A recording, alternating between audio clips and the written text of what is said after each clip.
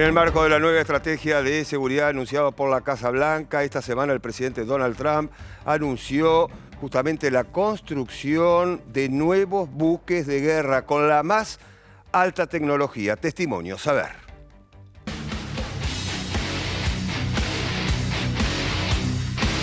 These cutting-edge vessels will be some of the most lethal surface warfare ships. They will be actually the most ever built other than our submarines. We have submarines which will have, in many ways, even more lethality, and we have many of them under construction. And again, it's 100 times more powerful than the previous Iowa class, it's called. Those are the big ones that you'd see on a show. Victory at Sea. I don't know if anyone's seen Victory at Sea, but it was a classic. They'll help maintain American military supremacy, revive the American shipbuilding industry, and inspire fear in America's enemies all over the world. We want respect. We're going to have it. We already have it. We're more respected now than we ever were. Reiteramos, construcción de nuevos buques de guerra con la más alta tecnología, anunciado por el propio Donald Trump esta semana, y ha generado, bueno, diferentes análisis, ¿no? Mucha repercusión, Leticia. Sí, de hecho, la forma en la que lo presentó, claro, ¿no? Porque correcto. lo hizo acompañado de su secretario de Estado, sí. Marco Rubio, de su secretario de Defensa, entre otros funcionarios, altos funcionarios del área de defensa, de seguridad de Estados Unidos, y son dos buques de guerra. Bueno, que se van a llamar Trump, Sí, clase exacto. Trump, ¿no? Sí, que esto sí. se habló mucho. Y los buques de guerra que decíamos, con un parecido, si se quiere, a lo que eran los acorazados, sobre todo durante la Segunda Guerra, que había hay algún debate acerca de la construcción de estos buques. Bueno, hay algunas imágenes que pasó el propio Trump cuando lo presentó. Se da en un contexto en el cual hace apenas unas semanas presentó también la doctrina en seguridad de Estados Unidos. Es en ese contexto, bueno, lo que sostiene es que van a ser 100 veces más poderosos de lo que eran los anteriores, o sobre todo los acorazados, como decíamos recién, que mencionábamos. Y bueno, lo dio a conocer con mucha pompa, por eso también, Pablo, es que, por supuesto, tuvo mucha repercusión, porque además también se da, ahora lo vamos a comentar más en detalle, en la tensión muy fuerte con Venezuela en la doctrina de seguridad, que lo habíamos comentado, que pone mucho el foco en la región, por ahí a diferencia de lo que venían siendo las doctrinas en materia de seguridad de los años anteriores de Estados Unidos, una doctrina de seguridad que también pone mucho el foco en lo interno, digamos, dentro, en lo doméstico, dentro de Estados Unidos, que también quizás es una de las diferencias con los anteriores. Y bueno, en ese contexto es que se da la presentación, o que se dio la presentación, una conferencia de prensa, de hecho, bastante extensa, en la que hablaron sus funcionarios. Inclusive el propio Donald Trump, una vez que concluyen estos anuncios oficiales, empezó a responder preguntas de los colegas. Claro, pero que muchos de ellos por ahí de pronto no le hacían preguntas sobre el buque, sobre ¿no? Buques, concreto, claro, pero bueno, por supuesto tiene que ver sobre todo con materia de seguridad, sí, claro, lógico. O Venezuela, que lo mencionás, que lo vamos a mencionar ahora más en detalle. Bueno, mencionás Venezuela, justamente. El presidente Donald Trump tampoco descarta la posibilidad de una embestida terrestre en Venezuela. Escuchamos a Donald Trump y lo escuchamos también al presidente de Venezuela, Maduro. A ver.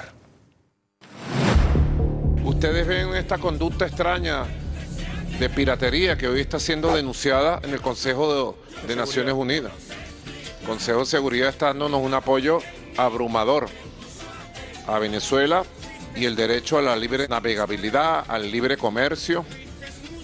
Y allí está Chevron, empresa estadounidense, es un ejemplo de cómo lo que se firme en Venezuela está garantizada por nuestra ley, nuestra Constitución, y nosotros, llueva, truene o relampaguee, seguiremos cumpliendo todos los contratos firmados, no solo en petróleo, en todo, telecomunicaciones, turismo, porque Venezuela ha decidido despegar en el siglo XXI al crecimiento propio y al desarrollo integral de la economía. Why should Maduro take your threats seriously? And He can do whatever he wants. what's your end game? Maduro? What's your end He can game? do. There's no answer. He can do whatever he wants. I mean, we have a massive armada formed, the biggest we've ever had, and by far the biggest we've ever had in South America. He can do whatever he wants. It's all right. Whatever he wants to do. If he wants to do something, if he plays tough, it'll be the last time he's ever able to play tough. But they sent their prisoners into us. They sent people from jails. prisons. They sent people from mental institutions and insane asylums into the United States, just walked right in because Biden had an open border policy. What the Biden administration did to our country can never be forgotten.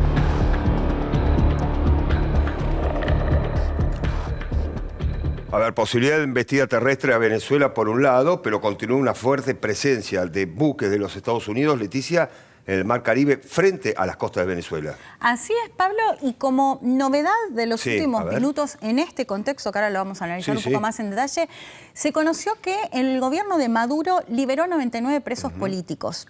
Que esto, por supuesto, encendió muchas, no sé si alarmas, pero en un contexto de tensión, si esto puede deberse a alguna negociación. Sabemos que de hecho han mantenido una comunicación telefónica Trump con Maduro, pero 99 presos políticos, que al menos es de las más grandes, las liberaciones más grandes de los últimos meses. De hecho, si no recuerdo mal, creo que una de las últimas fue en agosto y eran apenas 15. Acá son 99. Personas, 99 que recordemos, son las personas que después de la elección de julio del 2024, donde Maduro sostiene que ganó, pero nunca presentó las actas, donde la oposición, decenas de países, organismos internacionales, incluso el Centro Carter, que siempre verificaba las elecciones en Venezuela, dijo hubo fraude. Después de esas elecciones salieron a movilizarse y lo que pasó, y lo hemos ido contando, decenas, cientos de detenciones, tanto a quienes se manifestaban como a dirigentes políticos, ¿no? Que de hecho en muchos de los casos ni siquiera saben en qué cárceles están, bueno, no saben absolutamente nada. Se calcula que desde julio del 2024 al menos arrestaron a más de 2.000 personas. Fueron liberando algunas, pero aproximadamente entiendo que quedan todavía más de 1.000 personas presas, ¿no? Por eso decían, bueno, si bien, por supuesto, es una buena noticia que se hayan liberado a 99 personas, de hecho, bueno, lo que sostenían algunos organismos de derechos humanos, todavía falta y mucho. Pero esto, decía, se da justamente en este contexto, entonces por eso también llama la atención si tiene que ver con la Navidad, que recordemos que la Navidad de Maduro ya la arrancó en octubre, aunque más allá de que el día de Navidad sigue siendo el mismo día. Festejo. Sí, en realidad lo que hace es adelantar lo que tiene que ver con empezar a adornar y demás, ¿no? Bueno, como un poco de distracción, pero ya lo viene haciendo además hace años. Pero bueno, esto se da, decíamos, en esta fuerte tensión entre Estados Unidos. ¿Cuál es la situación? Estamos un poco, podríamos decir, en la misma, ¿no? Porque desde aquel 2 de septiembre que Estados Unidos atacó el primer buque donde sostiene que transportan kilos y kilos de droga con destino a Estados Unidos, se calcula que ya son más de 100 los muertos. Y responsabiliza al cártel de los soles. Exactamente, lo que sostiene es que Maduro forma parte del cartel de los soles. Decíamos un poco, estamos en la misma, quizás el último cambio tiene que ver en los últimos días con la incautación de al menos 2 buques petroleros. De hecho, ahí mismo, en esa misma conferencia, le preguntan a Trump qué va a hacer y él dice, bueno, por ahora nos vamos a quedar con el petróleo, que son casi 4 millones de barriles de petróleo, y con los buques petroleros, ¿no? Además de decenas de otros que sancionaron, ¿no? Porque lo que dice Estados Unidos son buques que están sancionados y por eso los incautamos. Entonces decía, el cambio quizás tuvo que ver en las últimas semanas si hubo un cambio de estrategia de atacar a los buques donde se trasladaría la droga hacia Estados Unidos, si la estrategia cambiaba justamente a buscar una asfixia en lo que tiene que ver con el petróleo, que sabemos que es clave para la economía venezolana, ¿no?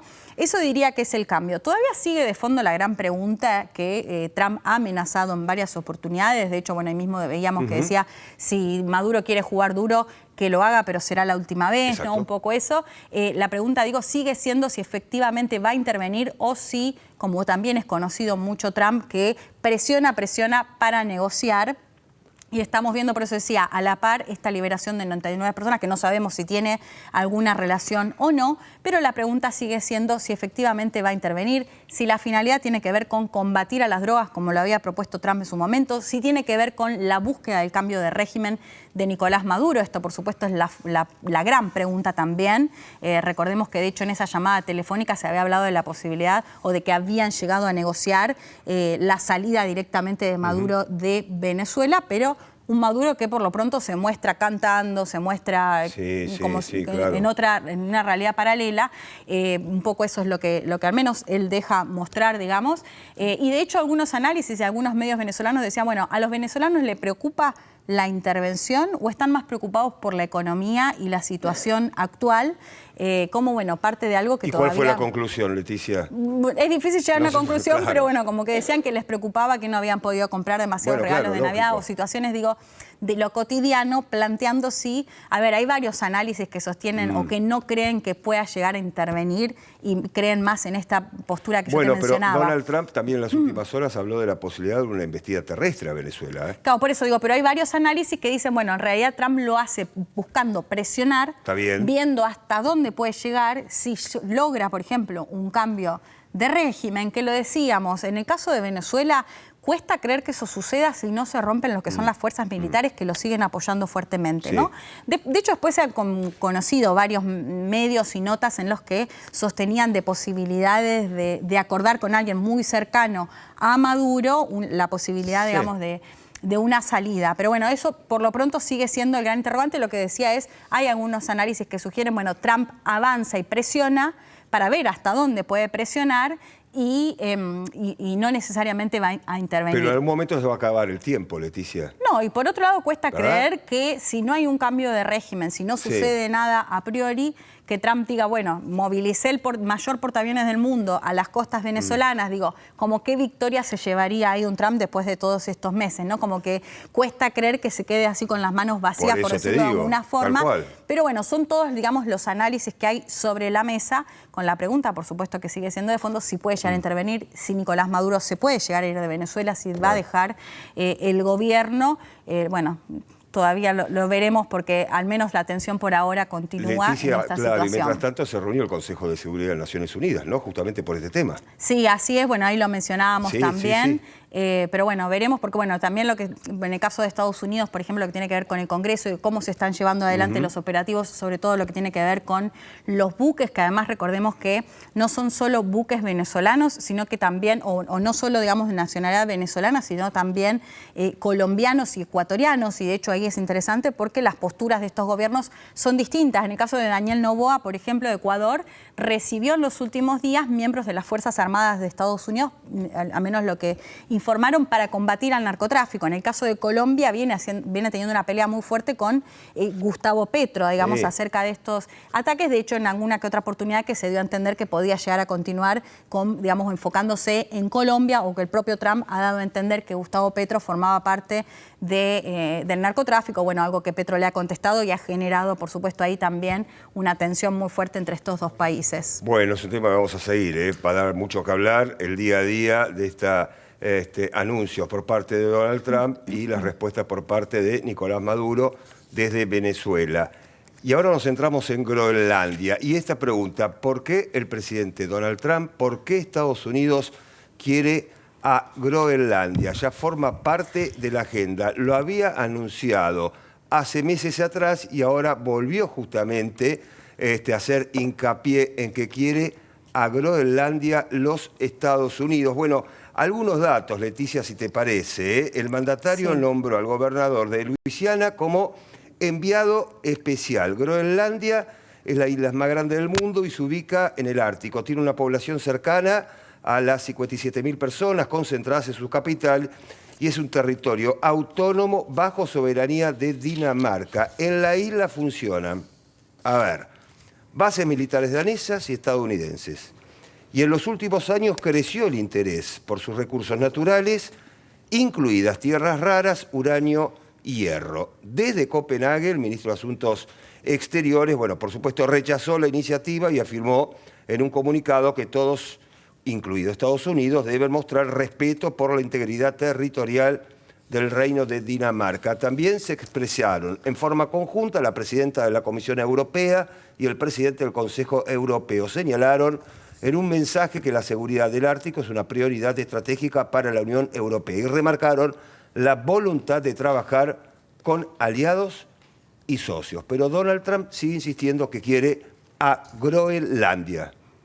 Sí, desde el gobierno de Dinamarca salieron a decir que, bueno, que esto es muy preocupante. Como lo decías, a ver, en la primera administración Trump ya había hablado de esta posibilidad con respecto a Groenlandia. También recordemos que cuando asumió en el segundo mandato había hablado de Canadá como el estado número 51, que esto generó también mucha tensión con su vecino. También habló del canal de Panamá. Y acá aplicaría un poco lo que decíamos con Venezuela, ¿no? Lo mismo. Trump lo hace presionando, diciendo estas cosas para negociar, o si efectivamente va a avanzar. A ver, el en argumento ese de Donald sentido. Trump que quiere Groenlandia por cuestiones de seguridad, dijo. Por cuestiones de seguridad, exactamente. Bueno, si de hecho lo vemos, digamos, geopolíticamente tiene un lugar muy relevante, si se mira en el mapa donde está Groenlandia, que tiene soberanía, pero como decíamos, es parte de Dinamarca. Dinamarca, dijeron que es algo muy preocupante, sobre todo lo que vos mencionabas, Pablo, y ahí lo estamos compartiendo, estamos viendo las imágenes de a quien nombró Donald Trump como el enviado especial, que lo decías, es un gobernador republicano, gobernador de Luisiana,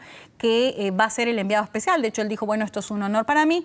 Desde Groenlandia también el premier, las autoridades locales dijeron, somos nosotros los que tenemos que decidir nuestro futuro. Repito, la misma pregunta, ¿quiere efectivamente, va a avanzar en anexar Groenlandia, o tiene que ver con la posibilidad de presionar y de pronto conseguir, por ejemplo, acuerdos en materia de seguridad o de defensa, entre otros acuerdos con Groenlandia? Por lo pronto, bueno, varios países europeos salieron a apoyar a Dinamarca, digamos, en ese contexto, pero diría que la pregunta, por supuesto, sigue siendo un poco la misma, ¿no? Si efectivamente va a avanzar en ese sentido o si lo hace para acordar o llegar a un acuerdo. En Groenlandia viven 57.000 personas. Allí estamos mostrando algunas de las imágenes de lo que es Groenlandia. Bueno, vamos a hacer la última pausa. Este anticipo cuando volvamos a este tema. A ver.